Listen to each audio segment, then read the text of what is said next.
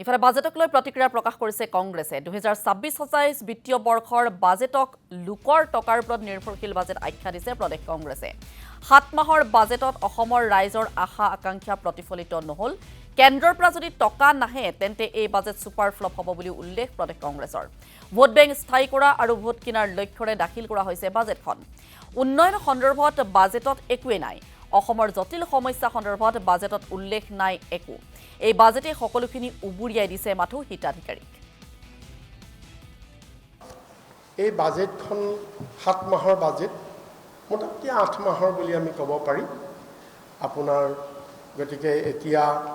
31 মাৰ্চলৈকে 8 মাহ বুলিয়ে ধৰি লওক টোটেল বাজেটখনৰ 70% টকাই অসম চৰকাৰৰ নহয় লোকৰ ওপৰত নিৰ্ভৰশীল গতিকে এতিয়া যদি চেণ্ট্ৰেলৰ পৰা পইচা নাহে তে বাজেট ফ্লপ কৰিব যিটো আগৰ কেইবছৰ হৈ আছে ঠিক আছে বাজেটখনটো লোকৰ ওপৰত নিৰ্ভৰ কৰি আহিল ধৰি ললো গোটেই টকা আহিল কিন্তু ৰাইজে পালে কি অসমৰ ৰাইজে পালে কি আজি ইমান কোটি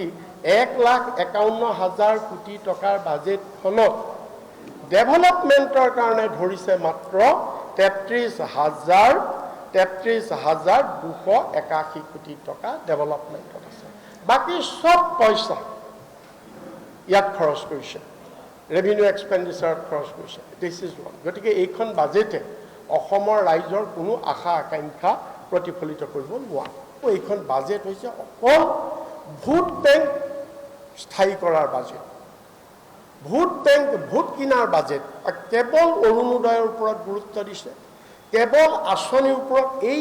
আঁচনিৰ ওপৰত কেৱল গুৰুত্ব দিছে কেৱল হিতাধিকাৰীৰ ওপৰত গুৰুত্ব দিছে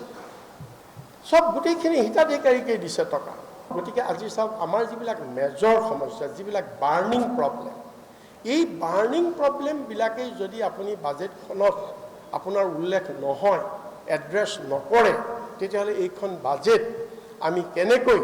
অসমৰ ৰাইজৰ আজি তেওঁলোকে বিশ্বাসঘাতক কৰিছে আজি 2 মাহৰ আগত ইলেকশ্যন হৈ গৈছে এই ইলেকশ্যনত যিবিলাক তেওঁলোকে প্ৰতিশ্ৰুতি দিছিল সেই প্ৰতিশ্ৰুতি আজি তেওঁলোকে এটাও পালন কৰা নাই কে বাজেটত এটাও তাৰ ৰিফ্লেক্ট হোৱা নাই কেৱল বেনিফিচিয়াৰীটো ৰিফ্লেক্ট হৈছে তাৰ বাহিৰে একো ৰিফ্লেক্ট